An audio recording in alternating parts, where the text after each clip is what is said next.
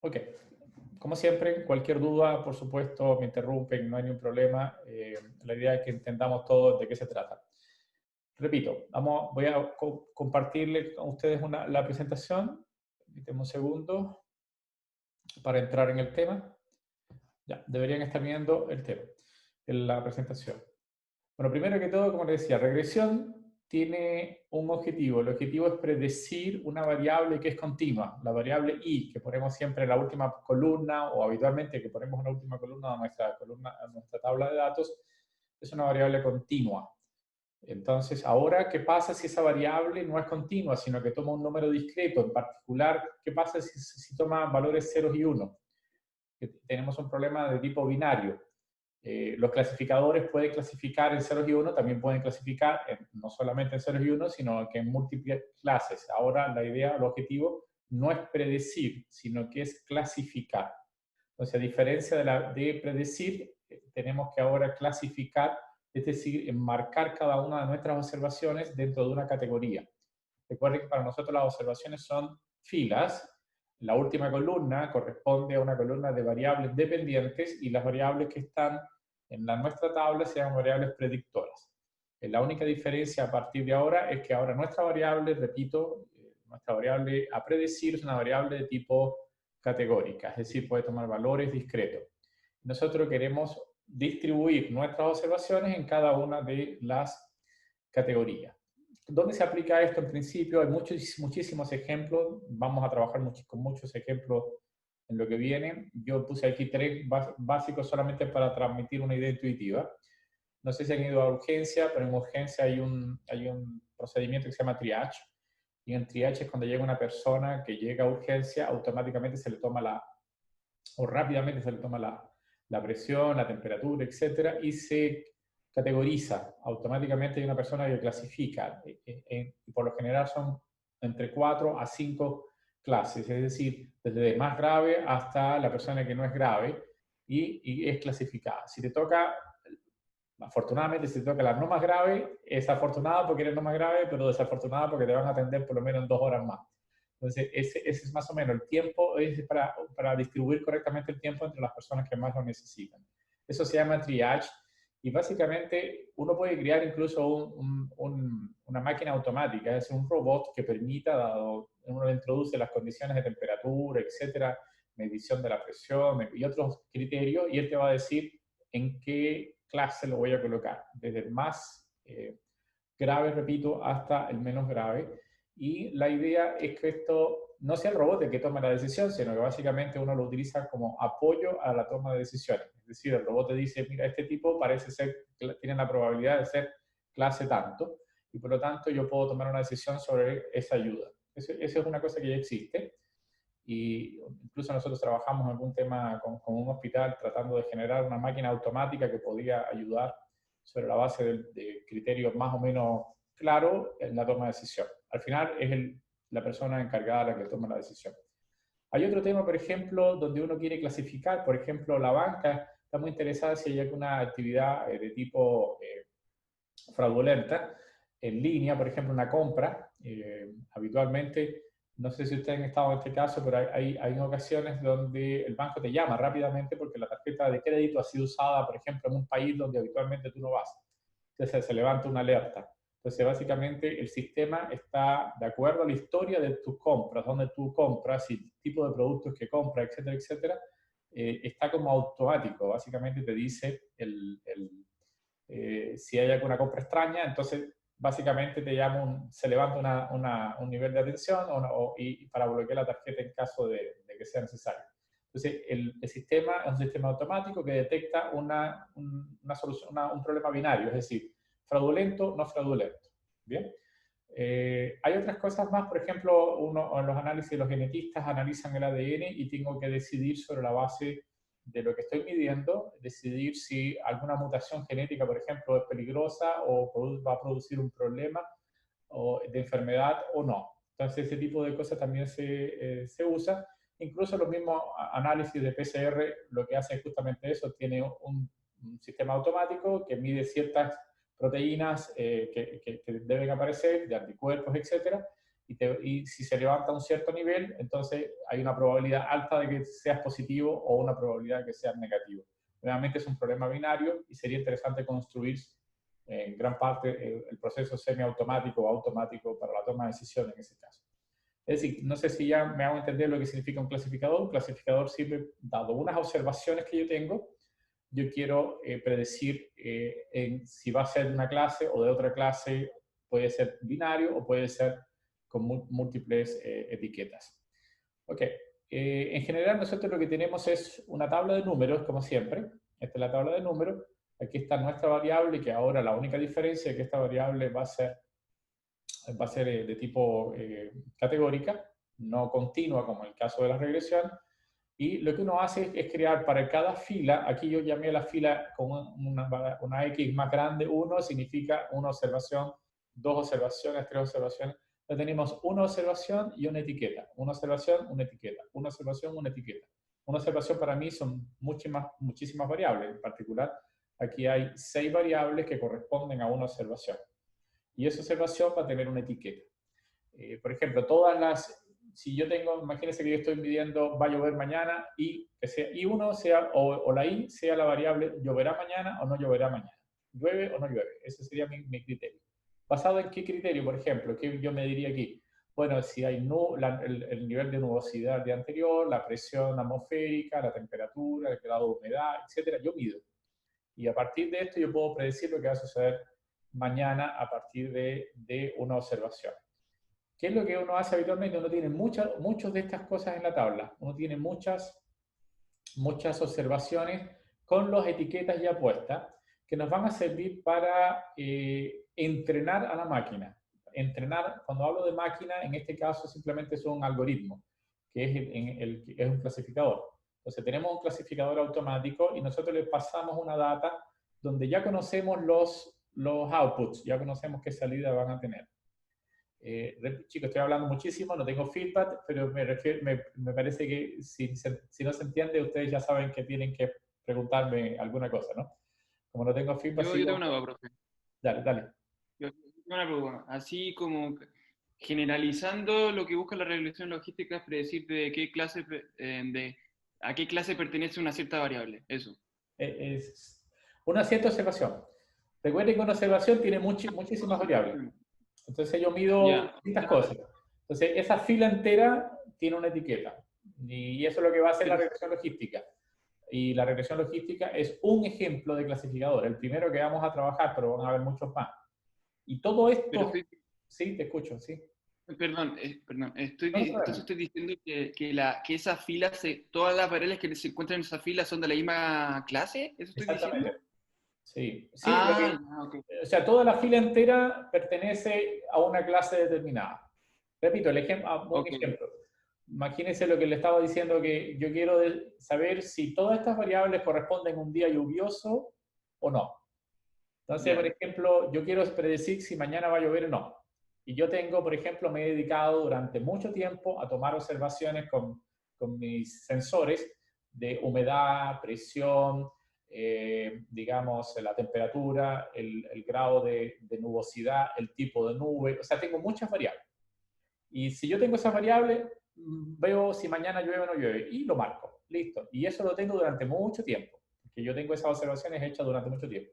Y con eso me construyo una tabla que ya está lista, con sus etiquetas, ¿no? Entonces, cada vez que tengo todas esas observaciones, significa llover. Si son de estas observaciones, significa no llover. Y eso es, creo, ahora una especie de robot, que es lo que va a hacer la regresión logística, es una especie de robot.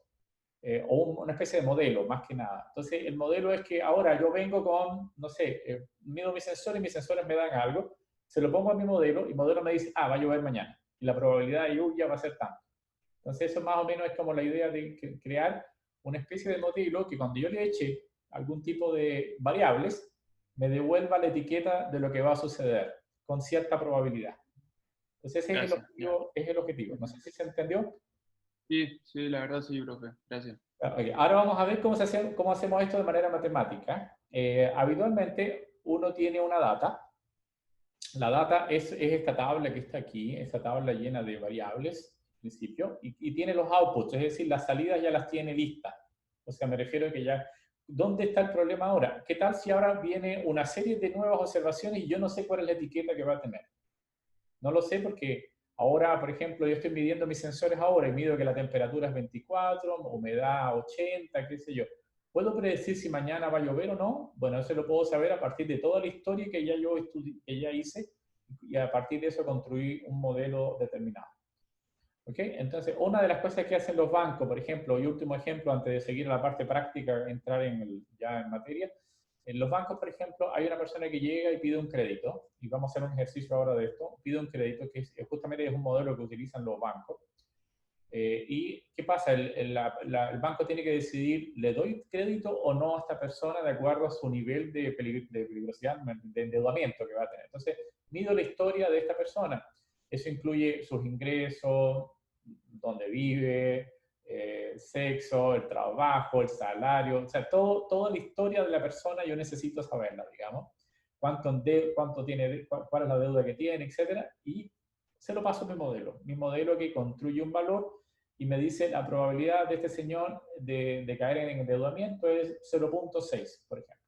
Ahí tengo que decidir yo, tengo un 60% de probabilidad de que esta persona no me devuelva la plata o se vuelva un deudor a la larga, digamos. Entonces, eso es lo que hacen los modelos.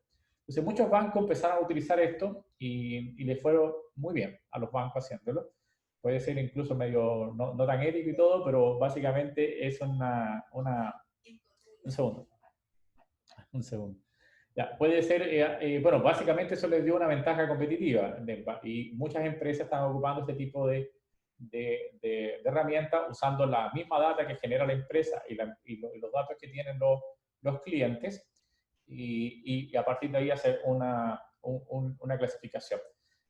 Solo un último ejemplo nada más, algo que estoy trabajando yo en este momento, estoy trabajando con Telefónica y Telefónica hay una de las cosas que en telefonía móvil surgió en Chile, que es la portabilidad numérica y en el mundo, ahí está la portabilidad numérica, una persona puede cambiarse con su número a distintas compañías. Entonces, uno de los problemas que tienen las compañías de teléfono, de telefonía móvil, es que los clientes se les van simplemente. Entonces, capturar un nuevo cliente para ellos es mucho más caro que mantener a uno contento dentro de general. Pero, ¿qué es lo que necesitan ellos saber? Dado las características de consumo, más las características de llamada que hace, el número de llamadas, cuánto gasta, etcétera, etcétera, etcétera, habrá una posibilidad de predecir si una persona se va a fugar o no. Fuga es la palabra que se usa. En general, en inglés es churn, es como se va. Y hay muchos negocios que quieren que tú no te vayas, en principio. Entonces, esa es la idea de un clasificador. El clasificador puede decirle al negocio o a la empresa, mira, esta persona tiene una probabilidad alta de que se vaya. ¿Qué es lo que hace la empresa? Verifico mis características, las características del cliente. Si yo quiero conservar el cliente, ¿qué es lo que hace la empresa en particular? Llama al cliente y le ofrece nuevos planes, etcétera, etcétera, etcétera. Trata de mejorar su trabajo si es que le conviene a la empresa mantenerlo. Empresas tan grandes a lo mejor igual son medio impersonales, pero están trabajando con estos software que da la sensación de que la empresa está preocupada de ti y básicamente eso es un software que está trabajando detrás de esto. Hay otros tipos aparte de clasificadores, hay otros sistemas automáticos. Disculpe, me he extendido más, pero es para dar la idea de dónde va esto. Porque ahora voy a entrar, repito, en la cosa matemática y como que se va a perder un poco el objetivo final, porque tenemos que pasar por algunos puntos matemáticos. Pero hay empresas que ustedes las conocen muy bien. Por ejemplo, Netflix. Netflix hace un tipo de trabajo donde si tú ves un tipo de película, esa es la película que después te promociona y después te mandan un correo con que mira, vamos a sacar esta película ahora, digamos. Entonces, eso no es un clasificador, eso es lo que se llama un recommender system, pero está basado en la misma idea de entrenar un robot o una máquina de aprendizaje que pueda saber tus gustos. Eso es básicamente lo que es. Entonces, nosotros vamos ahora a entrenar una máquina, entre comillas, porque en realidad es un modelo matemático que pueda predecir algo y que nos ayude a predecir. ¿Ok? Bien. Habiendo dicho esto, paso entonces rápidamente a nuestro tema. Nosotros vamos a empezar a trabajar con un archivo que se llama defaults, que es el primer ejemplo que vamos a tomar. El ejemplo de conjunto de datos defaults, para que tengan idea, ahora cuando entremos a R vamos a verlo. Ahora les voy a explicar brevemente qué es lo que deberíamos obtener en R. La idea es la siguiente. Yo tengo un conjunto de datos que se compone de varios variables. Las variables son income, que son los ingresos. La segunda variable es una variable categórica que va a decir si eres estudiante o no eres estudiante. Tercera variable va a ser una variable que se llama balance, y balance es cuánto tú has gastado, o balance es cuánto tú has gastado en la tarjeta de crédito. Y la última variable es una variable dependiente que se va a llamar simplemente, creo que no sé cómo se llama, creo que se llama crédito o algo parecido, tengo que verlo ahora ahí. O, no, se llama default. Default significa caer en default, es caer en deuda. Eso es lo que es. Yo tengo que predecir, dado tres características, los ingresos, si soy estudiante o no estudiante, y tercera característica es el balance o el balance o cuánto he gastado en mi tarjeta de crédito, si voy a caer en default. Esto es un ejemplo académico, no es un ejemplo realmente muy práctico, pero sí la idea es transmitir la idea. Entonces, es transmitir justamente de qué se trata el tema. Lo primero que uno hace es recibe esta data, vamos a hacerlo, repito, en 2 o 3 minutos más en R. Recibe esta data y empieza a graficarla. Por ejemplo, voy a graficar una variable que es el balance contra income y voy a colorear por grado de default. Default significa si voy a caer en deuda o no voy a caer en deuda, como le decía. Ese es el default. Yes significa sí, voy a ser deudor. No significa no voy a ser deudor. Entonces, cuando grafico un diagrama de dispersión, como este, me doy cuenta de que los colores como que se dividen. Es decir, la variable balance es una variable que para mayores balance, es decir, para mayores gastos en la tarjeta de crédito, hay muchas más personas en rojo, es decir, muchas más personas, muchos más clientes que van a caer en deuda o en default. Mientras que para valores de balance muy pequeñitos o más pequeños, menos gastos, las personas van a caer no van a ser deudores al final. O sea, van a cumplir con sus obligaciones digamos, de crédito. Uno puede hacer un diagrama también de boxplot para saber la distribución de estos valores. Por ejemplo, voy a distribuir balance y lo voy a dividir en dos partes, los que sí y los que no. Y me doy cuenta de que, nuevamente, en esta distribución que está del lado izquierdo acá, ustedes ven que las personas que tienen menos balance, es decir, menos gasto en la tarjeta de crédito, están en azul. Es decir, los que están en azul significa que no van a caer en deuda, mientras los que están en rojo sí. Ahora, si yo pongo de este lado el income o los ingresos, aquí están los ingresos, y hago la distribución, me doy cuenta que ahora las cajitas están casi a la misma altura. Entonces, ya solamente haciendo un estudio de gráfico, me doy cuenta de que la variable buena para clasificar, o la variable más importante que me permitirá distinguir entre un caso y otro, es la variable balance. Mientras que la variable income, que es la variable ingreso, como que no hacen muy bien las cosas, como que las dos cajitas están a la misma altura. Es decir, para los mismos income vas a tener el mismo comportamiento. Entonces, por lo tanto, eso es lo bueno de hacer una buena gráfica. Nuestro objetivo, y ahí centramos lo que es la regresión logística, no es definir la variable en particular y, no es decir sí o no, sino es determinar una probabilidad. Lo que queremos saber es la probabilidad de caer en default dado que yo tengo un cierto nivel de balance, por ejemplo. Puede ser distintas variables, en realidad yo puedo tomar distintas variables, no solamente balance.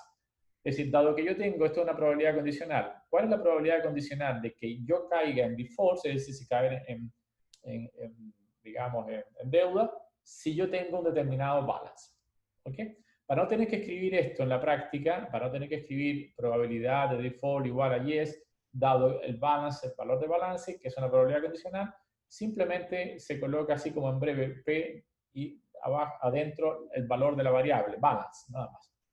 Y yo puedo asumir lo siguiente, puedo asumir, y eso va a ser mi criterio, si esta probabilidad es mayor a 0,5, entonces puedo decir que la persona tiene un alto nivel de caer en digamos, en balance, es decir, disculpen, en deuda. Entonces, este es un criterio que yo establezco y el criterio que tiene todo el programa, todos los programas que vamos a hacer, tiene un criterio de 0,5, es decir, 0,5 significa que si la probabilidad es mayor a 0,5, entonces tú vas a caer en default. Y menor a 0,5, no vas a caer en default.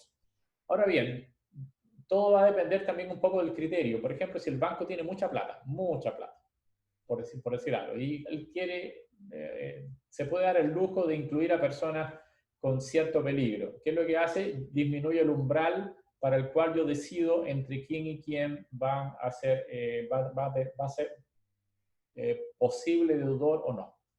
¿Ok? Entonces, ese umbral básicamente lo decide la persona que quiere usar el modelo. El modelo le va a decir, tu probabilidad es 0,7. Si yo tengo muy poca plata, en realidad yo tengo dos personas a quien prestarle la plata, uno me da 0,7 y el otro me da 0,9, entonces yo prefiero en la persona que tenga menos posibilidades de caer en default, se lo doy a la persona que tiene 0,7, no a la que tiene casi un 90% de caer en deuda. ¿Entiendes? Entonces yo puedo jugar con los umbrales también, depende del valor que me dé el modelo. Por lo tanto, el modelo es un apoyo a la toma de decisiones. O puedo fijar también dentro del modelo. ¿Ok? Bien, entonces, ¿cómo yo puedo determinar esta probabilidad? Bueno, una posibilidad es hacer una regresión lineal para calcular la probabilidad. Pero este tiene un problemita serio, y el problemita serio es que nuestros valores siempre van a ser, por ejemplo, si yo tengo balance, mis valores van a ser siempre 0 o 1, 0 o 1, 0 y 1, 0 y 1. Por tanto, todos los puntos se van a acumular acá y se van a acumular acá. Todos los puntos en un diagrama de defaults versus el caer en defaults o no, versus balance, todos los puntos se caen acá. Pero adicionalmente, cuando yo trazo una recta, lo más probable es que parte de la recta se vuelva negativa. Entonces, si yo quiero calcular probabilidades, no puedo hacer que mi resultado sea negativo porque no sabría cómo interpretarlo. Por lo tanto, alguien inventó, y esto ya es antiguo, ya lleva varios años, como 30 años lleva esta idea. Antes no se hacía en data science, se hacía en estadística, y generó una función que se llama la función logística. De ahí la palabra regresión logística. En vez de calcular una regresión, lo que vamos a calcular es una función como esta, ¿bien? Para determinar las probabilidades. ¿Por qué esta función es mejor? Bueno, número uno, es siempre positiva. Ustedes se fijan, el exponencial es siempre positivo. Número dos, es una función siempre que va a ser menor o igual a 1. Como tiene un 1 abajo, el denominador siempre va a ser más grande y solamente cuando se anulen los dos, en principio el resultado va a ser 1. Por lo tanto, tiene todas las características de una probabilidad. Bien, la forma de la función aproximadamente es esta. ¿Ok? Entonces, igual va a describir mejor con gran parte de esto y va a describir también arriba mejor, pero los valores seguirán siendo 0 y 1 para sí o no. Entonces, el objetivo ahora es determinar los coeficientes beta, y eso es lo que le vamos a colocar acá al modelo. El modelo lo que va a extraer los coeficientes beta 0, beta 1, si es una única variable, o si hay varias variables, tengo varios coeficientes beta. Y para eso lo que vamos a hacer es simplemente construir una función que yo quiero maximizar. En el caso de la regresión era mínimos cuadrados y quiero minimizar una función. Aquí yo quiero maximizar la probabilidad de que lo que estoy diciendo sea correcto. Es decir, ¿qué significa correcto? Que si la persona saca, cae en defaults, yo quiero que mi probabilidad sea alta para hacer defaults. Y si la persona no cae en defaults, yo quiero que la probabilidad sea alta, pero para no estar en defaults, la contraria. Y eso se llama máxima verosimilitud. Ahora, en la práctica, uno trata de despejar de aquí, en vez de escribirlo así, trata de fabricarse una especie de regresión lineal despejando las variables, calculando el logaritmo de ambos lados y calculando básicamente el logaritmo de esta relación. Esta relación, si ustedes se fijan, es interesante, y así se llama el modelo. El modelo también, hay veces que le llaman, en vez de regresión logística, le dicen modelo logit. ¿Ok? Y esto que está de este lado se le llama logit. Y básicamente, ¿qué es el logit? Logit es básicamente el logaritmo de la probabilidad dividido por la no probabilidad. Es decir, la probabilidad de éxito dividido por la probabilidad de no éxito. Entonces, ese ratio o esa razón se le llama odds. No sé la traducción en español. Es como chance. ¿Cuál es el chance de que ocurra? Bueno, es la probabilidad de que ocurra el evento dividido por la probabilidad de que no ocurra. El logaritmo de eso es básicamente una regresión lineal. Entonces, básicamente es como volver a calcular una especie de regresión lineal, pero el resultado no está dado para una variable y continua, sino para una probabilidad que tiene que estar entre 0 y 1. ¿Ok? Bien, he hablado harto. Vamos a trabajar con R ahora, por favor, para que no se aburran tanto en el principio. Por favor, entremos a... Ustedes tienen en Canvas, tienen el modelo listo. Les muestro ahora dónde tienen que descargar o tienen que ir a módulos, por favor. Entremos en módulo. En módulo, un segundo. ¿Dónde estamos? Porque tengo marcado acá. Entramos en módulo. Y en módulo ustedes tienen que descargar en la semana 8. Por cierto, la presentación la tienen acá.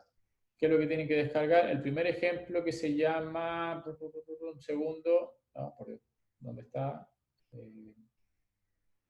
Ejercicio, clasificación, regresión logística, evaluación de clasificadores, logística, crédito. Aquí está. Ese es el valor, ese es el que hay que descargar, por favor. El que dice ejercicio, clasificación, regresión logística, dataset de defaults. ¿Ok? Después vamos a trabajar con el REST, con uno que es como este de acá, que viene ejercicio de regresión logística con el dataset crédito, es como marca digamos, el estándar que hay que seguir cada vez que haya que resolver un ejercicio de este tipo. Pero vamos a partir con uno más simple, que es el que estaba explicándole hasta ahora. Ejercicio, entonces, por favor, copiar este y colocarlo en su directorio de trabajo. ¿Ok? Por favor.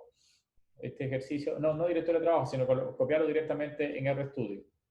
Bien, entonces, espero que ya lo tengan. Voy a entrar a... Yo ya lo copié en mi R. Y ahí está. Un segundo. Bien. Partimos entonces del ejercicio. Yo tengo acá siempre parto limpiando. Y en el directorio de trabajo igual ustedes van a tener que descargar la credit.csv para el segundo ejercicio, no para este. Por favor, en el ejercicio ustedes tienen que tener dos paquetes. El paquete más, que creo que ya lo deben haber ya tenido si hicieron una clase anterior, pero no estoy seguro si tienen ISLR y que es un nuevo paquete. Esos paquetes lo único que tienen que son los datasets, algunos de los datasets que vamos a emplear. No tienen ningún comando especial ni nada por el estilo, solamente tienen el ISLR. Tienen básicamente ¿cómo se llama esto? Las datas. El dataset default, por ejemplo. Cargamos también ggplot y pregunta, ¿ya están acá o no? ¿Ya instalaron? ¿Sí? Estupendo. Entonces, vamos a cargar la data default. Bien. Como les decía, la data default tiene, la variable está al revés acá, la tabla. Default para nosotros es la variable dependiente, que va a tener dos categorías, sí y no. No significa no voy a caer default, es decir, no voy a ser deudor, y sí voy a ser deudor. ¿Cuáles son las variables independientes? Tengo students, balance y income, es decir, estudiante, el balance es el gasto que tengo en la tarjeta de crédito y el income es mis ingresos anuales. Entonces, esos son los ingresos anuales. Entonces, la idea es con estas variables yo podría predecir qué va a pasar en default, sí o no. Esa es como la idea. Repito, lo primero que uno hace con esta data es hacer una serie de gráficos. Yo hice una serie de gráficos para poder entender la gráfica, disculpe, la data, y eso es lo que hago, ¿no? Voy a tener un boxplot y no sé si se ve algo acá porque tengo aquí muchas ventanas abiertas. Y nuevamente esa es la data que teníamos anteriormente y vemos que hay un boxplot. Los boxplots nos permiten, para no repetir lo que había dicho, nos permite distinguir que la variable balance es una variable buena para distinguir entre quién va a caer en deuda o no. Hay otras formas, otras librerías para hacerlo. ¿Okay? No es necesario, no es importante por el momento. Lo que quería mostrar que ahora yo puedo también colocar todos los puntos de un lado. Esto lo pueden amplificar. Yo no puedo amplificarlo, si no perderían ustedes la ventana. Pero en principio puedo tener un boxplot y también la distribución de puntos de las personas que caen en deuda y las personas que no caen en deuda, que están acá. ¿Okay? Los que no tienen deuda están un poquito más abajo que los que sí van a caer en deuda.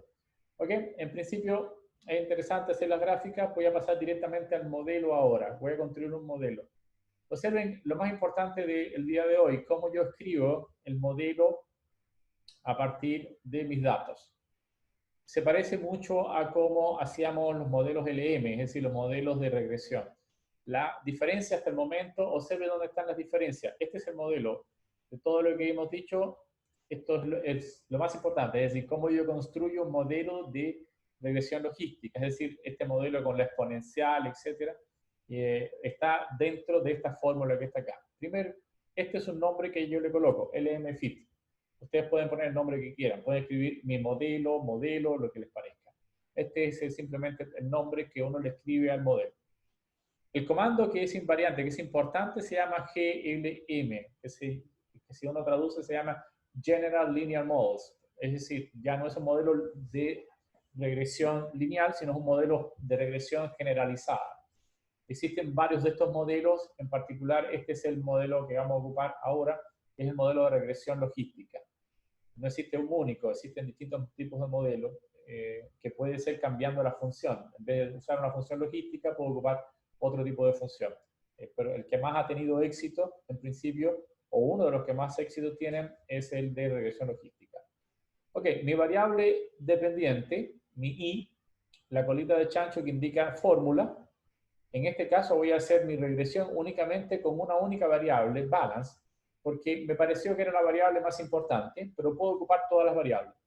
Si quiero ocupar todas las variables, tendría que poner un puntito, y un puntito tendría todas las variables. Si quiero agregarle variables de a uno, voy colocando signo más y voy agregándole variables a mi modelo hasta que mejore o vea que no funcionen, mis variables no funcionan muy bien. Ok, hasta acá todo se parece. Básicamente tengo que indicar que mi dataset se llama defaults, que es donde R va a buscar las variables defaults y la variable balance la va a buscar en la data defaults, que es el nombre del conjunto de datos. Y aquí aparece una cosa nueva que no tenía regresión logística, disculpe, la regresión lineal, sino es la familia binomial. ¿Por qué se llama familia binomial? Porque estoy teniendo un problema binario, un problema de 0 y 1. Es decir, 0 si no caigo en default, 1 si caigo en default. Entonces hay que indicarle que yo voy a trabajar con una familia binomial. Es una función de probabilidad binomial. Es decir, es como cada acto de que llega un individuo nuevo al banco, yo mido sus tres características, balance, estudiante y su ingreso, y voy a decidir 0 y 1. Por lo tanto, es una función binomial, en principio, una función de 0 y 1, éxito o fracaso. Entonces, por lo tanto, tengo que aclarar family binomial. Creo, o sea, lo más importante de la clase es que se den cuenta cómo funciona este comando, y es muy sencillo, repito lo que quieren hacer, mi variable dependiente, mi variable independiente, o mis, depende de lo que vaya a hacer, y agregarle la familia binomial. Entonces, con eso, listo, ya generé mi modelo. El modelo está listo, está guardado en LMFIT. ¿Cómo saco lo que está dentro? Bueno, ustedes pueden buscar ayuda de GLM, yo voy directamente a sumario, y vemos que lo que nos ofrece sumario, a diferencia del sumario que nos daba regresión lineal, este no es tan informativo, pero sí se parece bastante. Ok, como tenemos una única variable, entonces nos va a dar los valores de beta 0 y de beta 1. Recuerden que es la exponencial de beta 0 más beta 1 x. Entonces, beta 0 y beta 1 son los valores que yo quiero encontrar. Y eso es lo que hace este modelo, maximizando la probabilidad. Maximizando la probabilidad. Es un problema de optimización. Después lo voy a mostrar qué es lo que se maximiza, básicamente. Es como muy parecido a mínimos cuadrados. ¿Ok? Bien. Un segundo. Seguro. Ahí admití a alguien que no estaba admitido. Sorry. Ahora sí. Ya. Bien, entonces, el intersecto es lo que se llama beta 0. Y no voy a preocuparme tanto por el intersecto. Me voy a preocupar más por la variable beta 1. En este caso, porque hay una única variable. Entonces, nuevamente acá me doy cuenta de que el coeficiente P es un coeficiente menor que 0.05, por lo tanto puedo considerar que este número, a pesar de ser pequeño, recuerden que por lo general van a ser no muy grandes porque están en una exponencial y los numeritos van a ser como pequeños, pero tienen una alta influencia porque es la exponencial de algo. Entonces, esos números, a pesar de ser pequeños, también influyen en general. Y además la palabra balance puede ser en miles de dólares, por ejemplo, y por lo tanto tiene influencia a pesar de ser pequeño. Entonces 0,0054 o 55 te parece chico, pero es un coeficiente beta determinado y además un coeficiente que hay garantía de que es distinto de 0. ¿Qué significa que sea distinto de 0? Bueno, número 1, que efectivamente hay una relación entre caer en defaults y el balance. Eso efectivamente es lo que me dice el modelo. Primera cosa que tengo que fijar. Segunda cosa, es positivo el coeficiente. Quiere decir que a medida que crece el valor del balance, crece la probabilidad de que yo caiga en defaults. Si hubiese dado negativo este valor, el exponencial empieza a decrecer y significa que a medida que crece el valor, la probabilidad de balance decrece. Por lo tanto, quiere decir que el balance contribuye positivamente a la probabilidad de caer en defaults. ¿Okay? Bien, una de las cosas malas que tiene el sumario es que no tengo nada parecido a R cuadrado. Ustedes se fijan, no podría saber si mi modelo es sumamente bueno o sumamente malo por el momento. Ahora lo voy a indicar cómo hacerlo. ¿Okay? Porque no tengo un R cuadrado o un coeficiente de determinación donde para mí era claro que si era mayor que 0,7, el coeficiente, el modelo predecía algo. Ahora, ¿cómo puedo decir que es bueno o es malo? Lo voy a ver en un ratito más y lo voy a ver con otro ejercicio. No con este porque este es un ejercicio demasiado académico y sencillo, entre comillas. Bien, chicos, sigo hablando, me pueden interrumpir, no hay ningún problema, ¿ok? Bien. Ok, entonces, ¿qué puedo extraer de acá directamente? Puedo extraer los coeficientes. Entonces, puedo extraer directamente los coeficientes y adicionalmente viene una cosa interesante, ¿no? Ya yo construí mi modelo. En realidad, como yo sé que construí mi modelo, permítame un segundito, voy a regresar nuevamente a la presentación para fijar bien esta idea. O sea, en el modelo, esto es lo mismo que salió en lo mismo que salió en R. Ustedes se quedan en R, yo estoy solamente tratando de explicar aquí mejor. Esto es exactamente lo que hice en R. Aquí me da el intersecto, el balance, y el modelo, ¿qué significa? En principio, el modelo es construir, esto es lo que significa el modelo. Ya yo tengo beta 0 y tengo beta 1. Supongamos que llegue una persona con $1.000 que tenga $1.000 de gastos en mi cuenta, en la tarjeta de crédito. Recuerden que este es un modelo muy simple, ¿eh?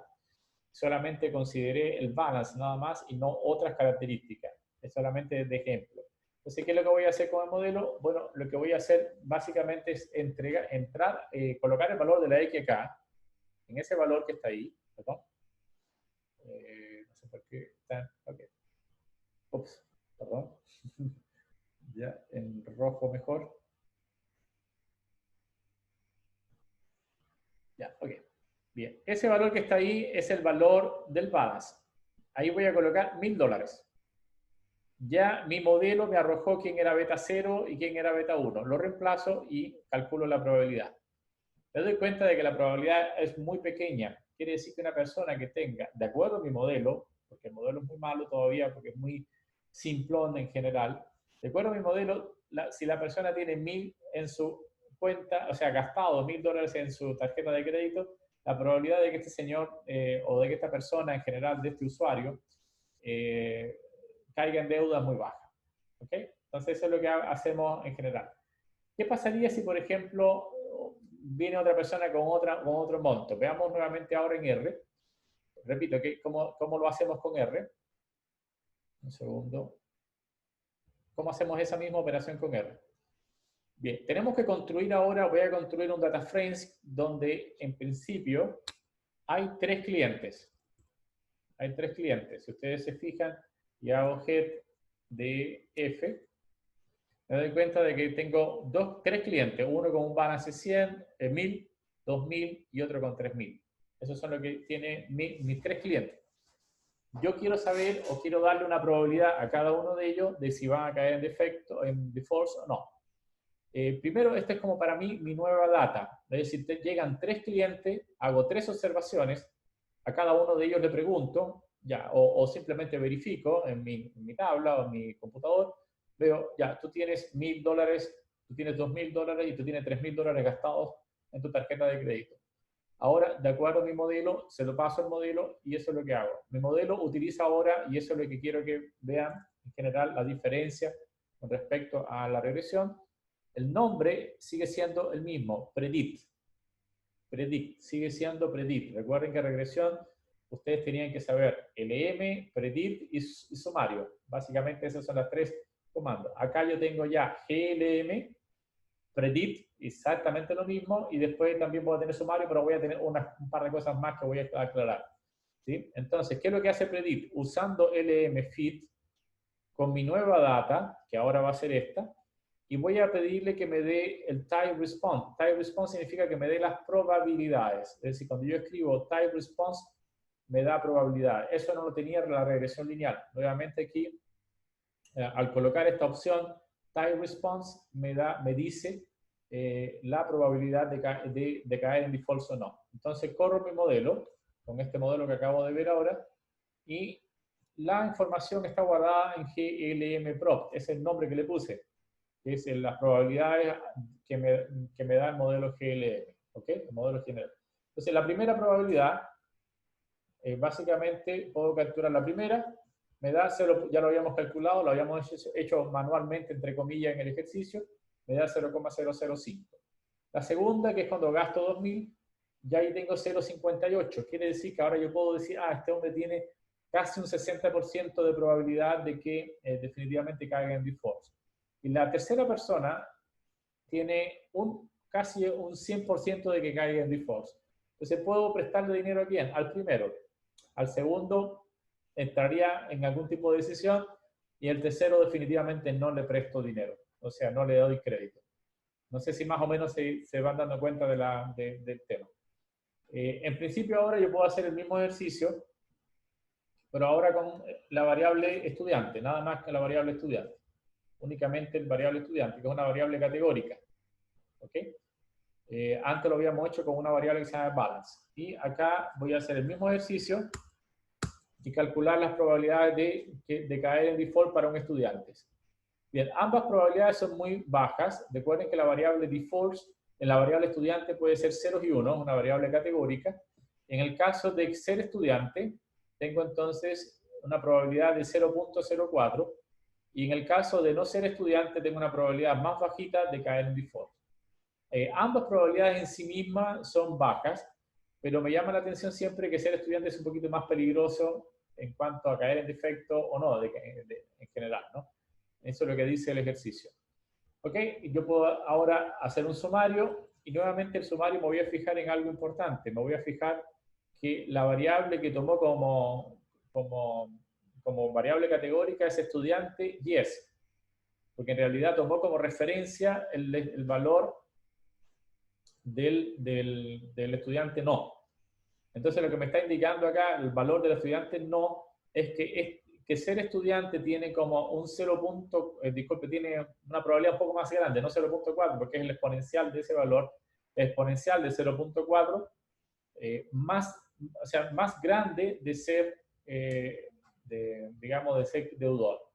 Es decir, hay una contribución adicional a ser deudor porque da positivo el valor. Si yo soy estudiante voy a tener más probabilidad de ser deudor. Es justamente lo que dice mi modelo. Ahora, ¿qué pasa si consideramos el modelo con las dos variables? Estudiante, con todas las variables, disculpe, no con las dos, sino con todas. Las tres variables que tenemos. Como son poquitas variables, puedo escribirlas simplemente sumándolas una detrás de la otra, o puedo colocar un puntito, como quiera.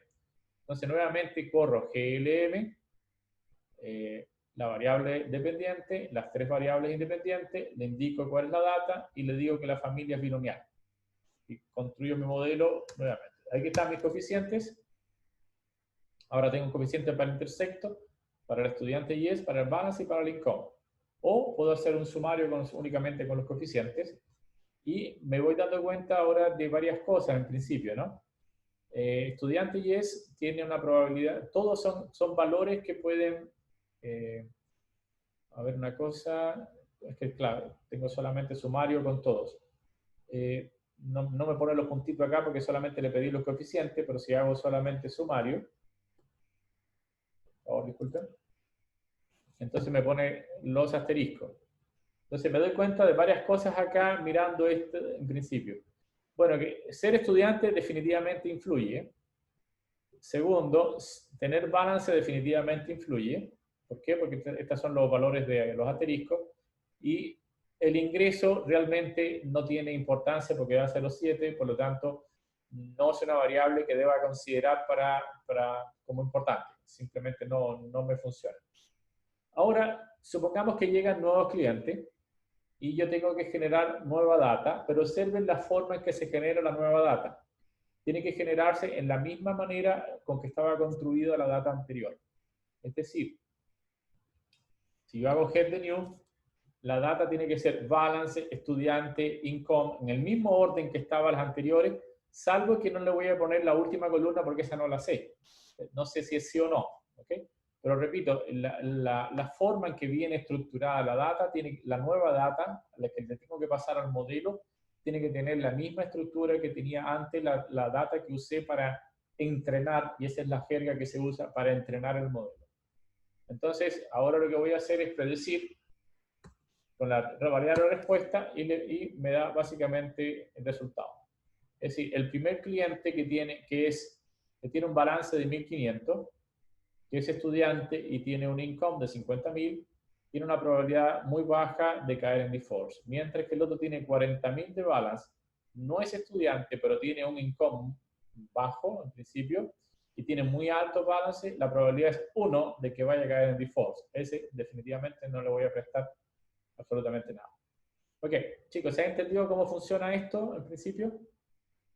¿Alguna duda, alguna pregunta? Voy a pasar al segundo ejercicio, que es como el estándar de cómo hay que trabajar casi todos los ejercicios en la parte de clasificadores incluso, más allá incluso de la regresión logística, es el mismo esquema de trabajo. Bueno, voy a cambiar nuevamente ahora de dataset y necesito saber, así como en breve, si se ha entendido hasta ahora lo que hemos estado diciendo o no, o hay alguna duda. ¿O no? Ok. No, claro, por el momento, profe. Ok, gracias por la respuesta, no sabía. Hay veces que uno necesita saber si hay alguien más allá, ¿no?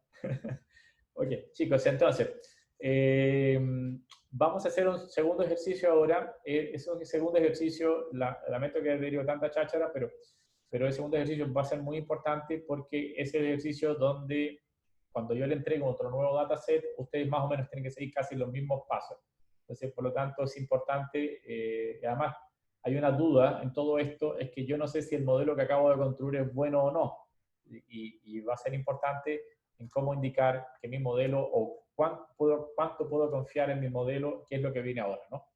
En principio es eso. Entonces, para trabajar, ustedes, por favor, tienen que entrar a Canvas. En Canvas hay varias cosas que tienen que hacer. Lo que pasa es que está dividido en dos partes por alguna razón que no me acuerdo. El ejercicio, entran al ejercicio de regresión logística para el dataset credit. Entonces, cuando entran acá, está el ejercicio, pero no están con las preguntas que hay que responder, pero no está la respuesta, la solución. Entonces, yo les aconsejo que copien todo esto primero, lo peguen en R para saber de qué se trata el ejercicio. El primer paso es ese. Pero, volviendo atrás, ustedes van a encontrar que la solución al ejercicio la pueden encontrar acá. Entonces, la solución lo que hay que hacer es copiar, y básicamente esto es lo único que tenemos que nos separa entre el fin de la clase y ahora, digamos, entre ahora y el fin de la clase. Y entender de qué se trata esos comandos para que ustedes lo puedan repetir para el resto de los demás datasets con ciertas variaciones, por supuesto, porque cada dataset tiene una pequeña variación importante. Ok, chicos, entonces, primero copiar la pregunta y segundo, copiar la solución directamente en RStudio. Y me dicen, cuando ya lo tengan listo, lo voy a esperar solamente unos segundos. Sé que ustedes son rápidos, así que yo ya lo tengo listo. Me voy a saltar un ejemplo que el SmartMarket, este ejemplo del SmartMarket, véanlo ustedes por sí mismos. Yo me lo voy a saltar, voy a ir directamente al ejemplo de especie de taller de regresión logística, que es este de crédito. Es un taller que está todo completamente resuelto, o sea, no es una pregunta que habíamos puesto en clases pasadas y por lo tanto la quiero poner como un ejemplo de cómo resolver ejercicios, básicamente. Mientras ustedes están haciendo la copia, yo les explico de qué se trata. El nuevo dataset se llama Credit, y estos son datasets reales. Básicamente es un banco que reunió información histórica de sus clientes, y la información, más o menos hay algunas variables que están acá, ¿no? Overdraft significa sobregiro, la historia de crédito, el propósito con el cual está pidiendo el crédito. El current balances es básicamente la deuda actual en su tarjeta de crédito o la deuda total, no solamente la tarjeta de crédito. El balance promedio de los créditos, el tipo de empleo, la categoría de empleo en que está, el personal estatus, si es casado, soltero, divorciado, etcétera, etcétera, etcétera, etcétera. Hay una serie de variables que están ahí dentro de este cliente. Entonces, el banco reúne toda esta información sobre el cliente. Y eso es exactamente lo que hacen todos los bancos cada vez que uno va a pedir un crédito hipotecario, etcétera, o un crédito de consumo.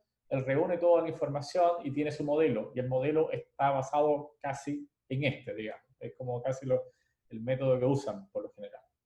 Bien, entonces toma todas esas características, se lo devuelvo a mi modelo y a partir del modelo, el modelo me va a decir cuál es la probabilidad de que esta persona sea un buen cliente de crédito o no, un buen sujeto de crédito o no. ¿Ok? ¿Se entiende más o menos? Entonces, ese es como el ejercicio. Hay varias preguntas. La pregunta es construir un modelo Logit, que también es el modelo de regresión logística, también le vamos a decir modelo Logit, pero con todas las variables. No vamos a separar ninguna en general. Incluye un sumario y explique lo obtenido. Es decir, hay que generar el sumario y explicar qué variables ustedes creen o ven que son más importantes que otras de acuerdo a su diferencia respecto estadísticamente sea distinto de 0 o no. Evalúe el modelo con una tabla de confusión y eso es justamente la forma de evaluar si el modelo es bueno o no, y ahora lo voy a explicar cómo se hace la tabla de confusión, que nos va a acompañar durante todo el resto del curso, la tabla de confusión, que es decir, la tabla que me dice si un modelo de clasificador es bueno o malo o en general. Pregunta, ¿ya tienen todo esto copiado en R? Sí, profe. Bien, entonces partamos con el ejercicio y vamos a ir respondiendo preguntas. Bueno, primero que nada es cargar la data. Ah, por cierto, disculpen, tienen que tener credit.csv descargado en su, me imagino que sí o no. Me faltó decir eso. También está arriba en Canva, lo pueden descargar. ¿Lo tienen? Tienen que bajar dos archivos. Sí, proceso, profe. Profe. Sí, entonces tenemos crédito CSV y nuevos solicitantes CSV. Descargarlo. El crédito básicamente es la data que vamos a ocupar para entrenar mi modelo y los nuevos solicitantes son para aplicar o predecir sobre nuevos solicitantes a los cuales yo no conozco sobre el resultado.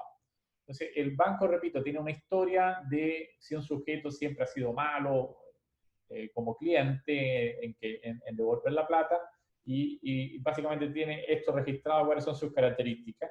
Y cuando un cliente es bueno, también tiene registrado sus características o sus variables bien caracterizadas. ¿Ok? Entonces, vamos a hacer una pequeña limpieza de la data. En este caso es muy bruta, en el sentido de que es bruta. Vamos a eliminar los datos NA, simplemente ocupando un modelo NA omit. Acá no nos vamos a preocupar mucho de, como hicimos al principio, de reemplazar los valores NA por valores promedio, estas cosas. No, simplemente vamos a cancelar todos los NA en principio. Fíjense que los datos tienen alrededor de 1000, ¿no? Entonces, ¿qué es lo que hace NA omit? ¿Va a disminuir los datos? No lo sé. Déjame un segundo. No, perdón. Que no lo vea. No. Un segundo. ¿Por qué no estoy crédito? Datos, ahora sí. Ah, no tengo nuevos solicitantes, disculpen. Bueno, no importa, lo voy a descargar. Yo lo tengo que descargar. No me descargué yo mismo los nuevos solicitantes. Sorry, ahora lo voy a hacer después. Voy a seguir avanzando en el tema, ¿no? Por favor, ustedes sí tienen que descargarlo, yo no me lo descargué. Entonces, pero voy a avanzar hasta que lleguen los nuevos solicitantes. Disculpen. Ahora, voy a hacer NA omit a los datos, es decir, voy a eliminar aquellos datos que tengan NA, si es que lo tienen, y head. Entonces, head es para indicar toda la data que hay. Entonces, básicamente, aquí están todos los valores y al final es la variable independiente, se va a llamar class. Tengo que fijarme en el nombre de la variable dependientes. Class, se llama así. ¿Qué clase es? ¿Good o bad? ¿Es un buen cliente? ¿Es un mal cliente? ¿Ok? Bien, ahora corro mi modelo. Básicamente, observen que el modelo es muy sencillo de correr. Le voy a denominar modelo. GLM class es la variable dependiente, colita de chancho, puntito, para indicar que voy a usar todas las variables independientes. Datos, simplemente coloco el nombre de mis datos se llaman así, datos, la data es igual a datos, y aclarar que la familia es binomial porque voy a trabajar con una regresión logística. Con eso, listo, construí mi modelo. Voy a ver mi modelo ahora, ¿qué fue lo que pasó? Mi modelo sería esto de acá, ¿no? ¿Ok? voy a hacer el sumario en principio y veo qué variables parecen ser buenas y qué variables pueden ser malas, digamos. Entonces hay un montón de variables acá. Un segundo. Bien, ustedes vean que hay un montón de variables. Un montón de variables acá y me voy a fijar en algunas de ellas para explicar, nada más. O sea, nada más que propósito no parece ser... No, sorry, ¿esto qué cosa es? Aquí está, modelo parte de acá, ¿no? Ya, entonces me doy cuenta que tener un sobregiro mayor de 200 puede ser importante en particular. ¿Ok? Tener un overdraft no chequeado tiene que ser importante también, ¿no? El historial, no sé si existe historial de crédito o no, también parece ser importante y así sucesivamente puedo elegir para explicar 3 o 4 variables que parecen ser las más importantes en general, ¿no? Dónde vives o la location, dónde estás, etcétera, etcétera, etcétera. ¿Ok? Bien, entonces eso me dice el sumario. El sumario me indica qué valores o qué variables en principio pueden ser buenas o no. Ok, eso es lo que uno haría en general, pero ahora voy a hacer lo siguiente. Yo quiero dividir mi dato, y esto es importante, chicos, ahora. Haciendo esto yo no me doy cuenta si mi modelo es bueno, solamente me doy cuenta qué variables pueden ser importantes. Para yo saber si mi modelo es bueno, voy a tomar mi única data. Yo tengo una data histórica que tiene alrededor de 1000 datos. Las voy a dividir en dos partes. Voy a tomar el 70% o el 80%, depende de mí hacer ese ejercicio. En este caso voy a tomar el 70% y la voy a usar para entrenar mi modelo. Esa es la jerga. Training mi modelo, para entrenar mi modelo training, hacer entrenamiento de mi modelo. Y voy a dejar reservada un Disculpe, 30%. profe. ¿Me escucho? No me está corriendo la línea modelo, su línea 174, no sé por qué no me está corriendo. A mí Y ese tampoco. error en eval, parece que al evaluar familia con initialize. Disculpen, Me sale que los valores tienen que ser entre 0 y 1. ¿alguien más le pasa eso? A mí. Ok. Vamos a hacer lo siguiente. A ver, hagan esto primero. Class, por ejemplo, escriban datos, ¿no? A ver si eso no es. Datos, signo de peso, class. Oh, perdón. Datos, signo de peso, class. Ya, y ver si le da factors.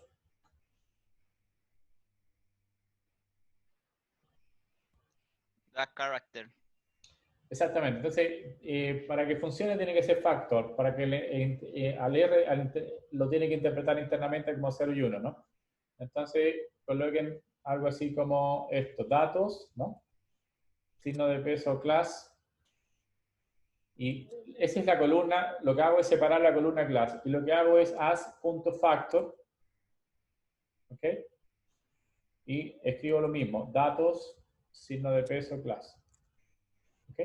¿Qué es lo que hace esto? Es hacerla factor. O sea, antes era de clase character. Y lo que voy a hacer es convertir la columna que era carácter a la columna class. Eso, as factor. ¿Ok? Nuevamente corran arriba el class nuevamente y tienen que darle factor. ¿Les dio o no? Sí, ahí sí.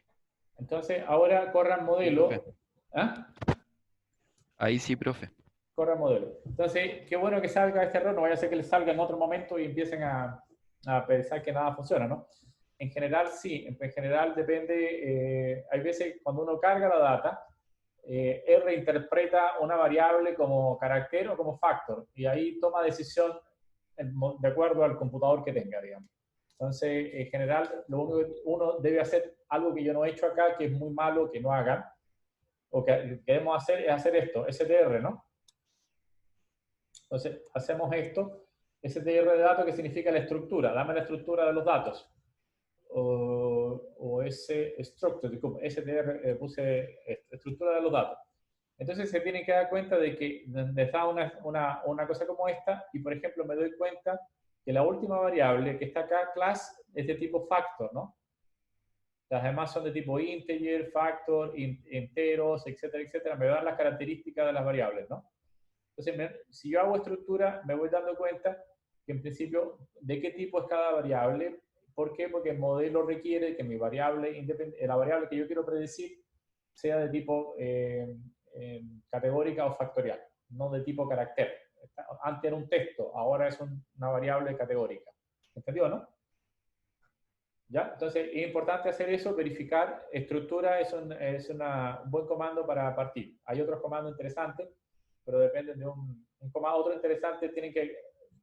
Chicos, les indico esto que también es interesante, es uno de los que más se usan en la práctica, pero requieren de una librería. La librería que más usada en R para hacer análisis de datos se llama deplit, ¿no?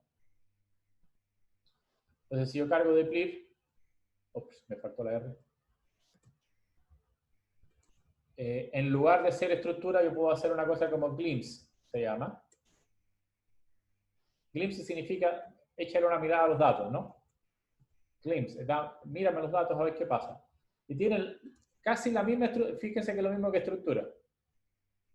Es exactamente, pero un poquito más ordenado. Nada más, el de arriba está como medio como lleno de puntitos y cositas, ¿no? Y el de abajo como que te lo ordenó, de tipo factorial, factorial, factorial. Entonces, Glimpse hace el mismo efecto de Structures, pero es mucho más ordenado y esta librería es espectacular para hacer análisis de datos. ¿Okay? O sea, para limpiar la data y tiene un montón de comandos importantísimos para resolverlo. Ya nosotros hemos usado mucho de Plit, aunque no lo he destacado en general, ¿no? Ok, listo, chicos. Entonces, hasta ahí era construir el modelo. Pero ahora, repito, yo tengo un problema que les decía que yo no sé si mi modelo es bueno o no. Para yo saber si mi modelo es bueno, voy a dividir mi data en un 70% una parte y en un 30% otra parte. Voy a dejar reservado el 30% de mi datos que lo voy a usar para validarlo o para testear mi modelo. O sea, yo quiero testear si mi modelo es bueno o no. Entonces, con el 70% construyo el modelo y después le paso el dato testing y comparo lo que él me predice con lo que realmente tiene testing. ¿Se entendió eso o no? ¿Se entendió? Eso es importante, chicos, es casi lo más importante que he dicho. Repito, tengo mi dato original. Porfa. ¿Ah? ¿Aló? No, que lo repita, porfa. Okay. Tengo mi dato original. Imagínense que tengo, en este caso tengo 1000 datos. El 70%, 700 de esos datos los voy a usar para entrenar el modelo. Es decir, cuando yo hablo de entrenar mi modelo, en pocas palabras significa encontrar los coeficientes beta del modelo. Ya lo hice. Entonces, yo dejé reservado un 30% de los datos, 300 datos que tengo reservados. Con esos 300 datos ahora se lo paso a mi modelo y veo lo que predice. Y comparo lo que predice con lo que ya yo tenía de realidad, porque los otros datos ya yo conocía cuál es su etiqueta, ya yo conozco la variable. Y comparo lo predicho con lo que tenía el dato y veo si coinciden. Si coinciden, cuántos coinciden, entonces mi modelo es bueno. Si no coinciden los valores, en casi menos de un 50%, entonces mi modelo no sirve. Hagámoslo en la práctica, a ver cómo se hace. Ok, primero voy a tomar el número de filas que tiene mis datos. El rows es el número de filas, en realidad yo lo sé. Ustedes saben cuántos n debe ser como 1000, parece ser, ¿no? 1000 datos. Entonces, ahora hago un sample, elijo al azar. Floor significa un número entero. Entonces multiplico 0.7 por n, es decir, 0.7 por n nos da 700. ¿Ok? Pero lo dejé con Floor para garantizar de que tengamos un número entero, por si puede ser, en vez de 1000 tendría, no sé, 13, multiplico por 0.7 puede dar un valor no sé qué, digamos, ¿no? Estoy hablando con coma. Entonces, para evitar eso, le coloco Floor acá, que me da el número entero más cercano al valor que se obtiene a partir de 0.7 por n. Entonces, ¿qué es lo que voy a obtener acá? Voy a sacar de entre 1 y n, aleatoriamente, voy a sacar 700 números. Por favor, a partir de ahora, para que saquemos los mismos números aleatorios, todos vamos a colocar setSeed igual a 1, 2, 3, 4. El número que coloque dentro del setSeed me da lo mismo, pero todos tenemos que tener el mismo número. Repito, setSeed significa colocar una semilla para generar números aleatorios. Si no lo colocamos todos, nos va a dar números distintos a cada uno y no vamos a poder comparar de alguna forma los resultados. Entonces lo que quiero es comparar, en principio, los resultados. Entonces, cada vez que utilizo sample significa tomo una muestra, en este caso de tamaño 700, a partir de números del 1 al n, es decir, del 1 al 1000. Entonces, dentro de A están guardados 700 números aleatorios. Lo voy a ver, pero eso no es bueno, ¿no? sí, estos son los números aleatorios elegidos y todo el mundo debe tener más o menos los mismos números porque todos colocamos setZip igual. Puede haber alguna pequeña diferencia, pero no tanto. ¿Ok? ¿Se entendió? ¿Hasta ahí?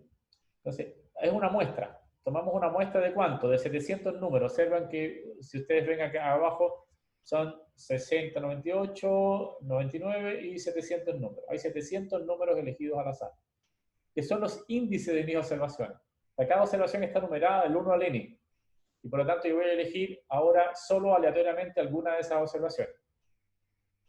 Bien, ¿cómo elijo ahora? Colocando entre mis datos el primer índice va a ser A y el segundo coma y nada para que me tome todas las columnas. Entonces haciendo esto en train se va a guardar todos los datos que corresponden a esos índices que están acá. Y esos datos se guardaron, los reservo. En test voy a, disculpe, los reservo no los voy a ocupar. El que voy a reservar es test. Bien, y fíjense que tengo puesto un menos A. Es decir, test, ¿quién sería? Los datos menos lo que ya usé para hacer el conjunto training, ¿no? ¿Ok? Bien, ahora voy a construir el modelo, no con toda la data, sino únicamente con mi modelo, con mis datos train. Es decir, en vez de colocar datos, que son todos los datos, el 100% de los datos, solo voy a colocar el 70% de los datos para construir el modelo. Y para diferenciarlo le llamé modelo 1. ¿Ok? Ese va a ser mi modelo número 1. Bien. Y ahora viene algo que es una de las cosas más importantes. Y es que ahora voy a predecir usando el modelo 1, pero usando como nueva data, los datos que yo dejé reservados, a los cuales le quité la última variable que corresponde a la variable class, a la variable que quiero predecir. No sé si se entiende, por eso le escribí menos 21, porque la última variable estaba en la columna 21. Entonces le pasé los datos test como que si no tuviese la variable class, que es la que yo quiero predecir. Y nuevamente corro con response para que me dé las probabilidades. Y en pred, ¿qué es lo que hay pred? En pred, ¿qué es lo que está guardado? En pred están todas las probabilidades. Ustedes se fijan, aquí están las probabilidades 0.41, 0.81, 0.92. Son probabilidades de caer o no en defaults. ¿Ok? Bien, entonces, ¿cómo yo sé quién es el que toma R como clase positiva? Es decir, ¿a qué le llamo clase positiva? A caer en default para mí es clase positiva, y eso sería el valor 1, o el valor, por ejemplo, ser un mal cliente para mí significa 0, y ser un buen cliente significa 1. Básicamente lo que quiere decir ese contraste. Entonces 0 y 1, así como R interpreta el good y el bad, lo interpreta como 0 y 1, donde bad va a ser 0 y good va a ser 1. Eso es lo que interpretó R dentro. Recuerden que es una variable factor, es una variable factorial, entonces una variable tipo factor. Y por lo tanto R internamente interpreta el 0 bad y el good como 1. ¿Ok? Bien, ahora vamos a hacer lo siguiente, y ojalá me entiendan ahora este pedazo. Yo voy a generar de tamaño, con un vector que corresponda a repetir el valor bat tantas veces como tenga el largo el texto. Disculpen, el conjunto que estoy ocupando de test. Es decir, voy a generar, ¿cuántos datos tengo en test? 300 datos que reservé.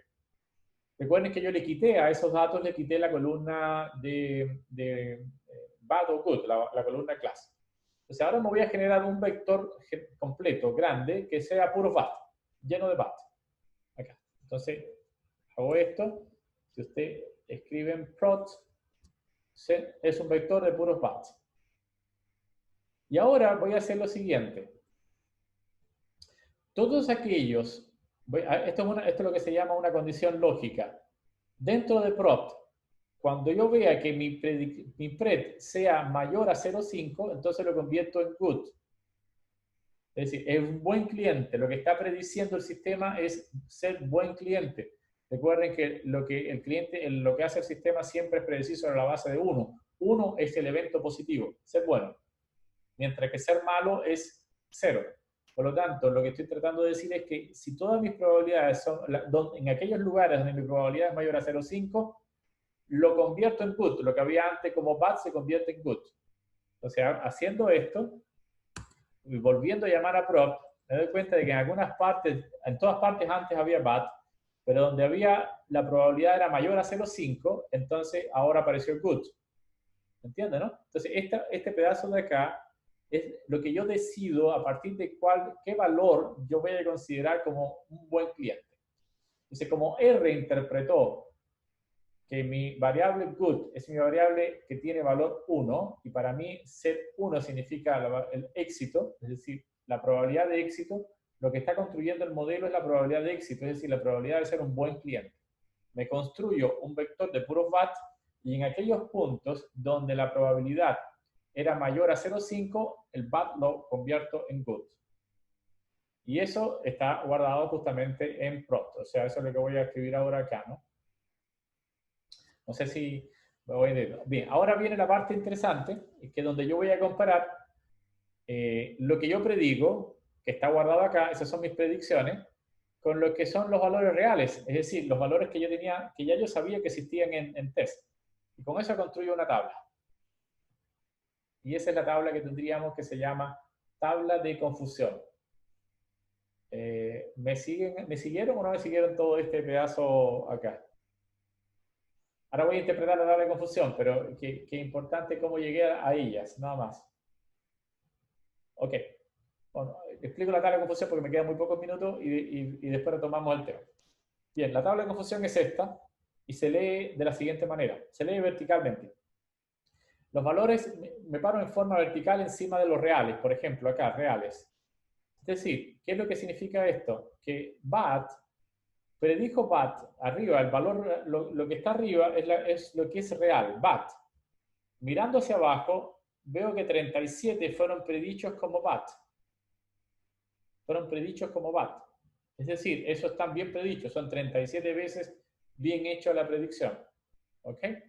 Mientras que good, es decir, BAT fue predicho 54 veces como good. Quiere decir que el sistema se equivocó 54 veces y acertó 37 veces en general. ¿Ok? Veamos el good. El good, si yo miro hacia abajo, me doy cuenta de lo siguiente. 31 veces dijo que era BAT y 178 veces dijo que era good. Es decir, este elemento quiere decir que lo dijo bien. En pocas palabras, los elementos que están en la diagonal son las veces que acertó correctamente el modelo.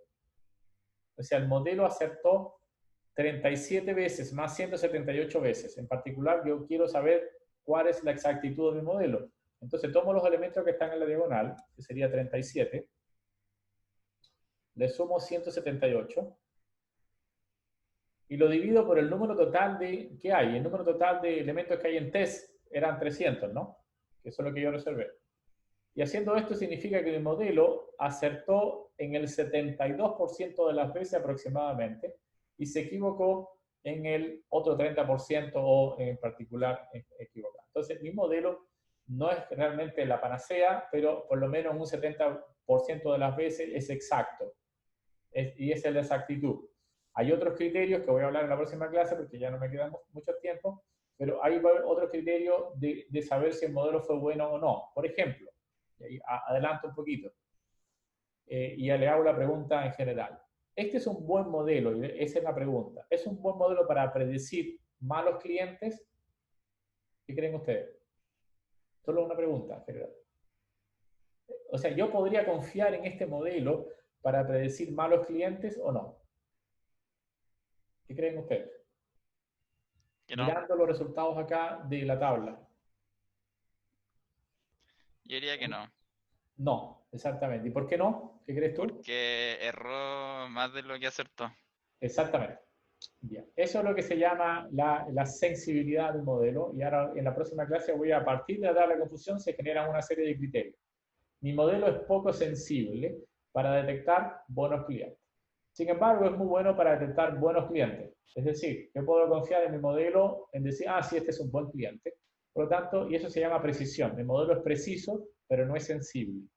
Entonces, esas construcciones las vamos a hacer en la próxima clase. Ustedes pueden, si ustedes quieren ver un adelanto en la misma presentación, la última diapositiva tiene un diagramita con la tabla de confusión y explico todos los indicadores o métricas que hay que usar para definir si un clasificador es bueno o malo. Y tenemos que hablar de precisión, sensibilidad, exactitud, tenemos que hablar con la exactitud balanceada, con la predicción positiva, la predicción negativa, es decir, todo lo que se llama los falsos positivos, los falsos negativos en particular. En particular, esto que predecir BAT, eso es como son los positivos para R, por lo tanto tiene 54 falsos negativos en particular. ¿Bien? Entonces quiere decir que y los true positive o verdaderos positivos son 37 y los verdaderos negativos son 178, es decir, son los lugares donde no se equivocó. Bien, chicos, ya no me queda mucho más tiempo, pero en principio es eso. ¿Qué es lo que hay que hacer ahora? Nada más, y se los dejo a ustedes, porque yo no alcancé a bajar los new data. Es tomar el modelo y aplicarle el modelo a predecir, ya que ustedes tienen los nuevos datos, se llaman nuevos, tienen que llamarlo así como nuevos. De acá yo no lo pude cargar porque aquí están nuevos, yo no lo cargué porque se me olvidó descargarlo. Ustedes qué tienen que hacer con el modelo construido, con el primero que tiene toda la data, no con el training. El training sirvió para saber si mi modelo es exacto o no y en qué puedo confiar. Yo sé que en un 72% es exacto, pero es malo para caracterizar malos clientes, para que la redundancia. O sea, no puedo confiar en él. Pero sí puedo confiar en él bastante en el caso de la predicción de buenos clientes. Es decir, el modelo también tiene sus bemoles y hay que interpretarlo correctamente, ¿no? Entonces, ¿qué es lo que hay que hacer? Correr este de acá. ¿Y qué significa ese último comando?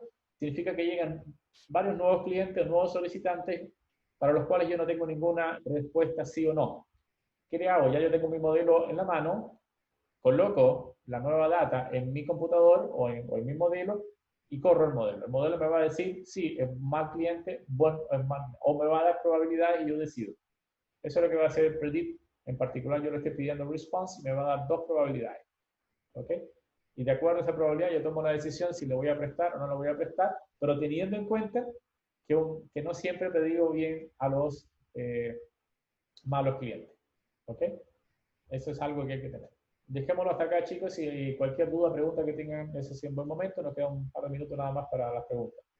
¿Alguna cosa? ¿Algo que quieran preguntar? No, profe, todo bien por lo Todo menos bien, por acá. profe. Ok,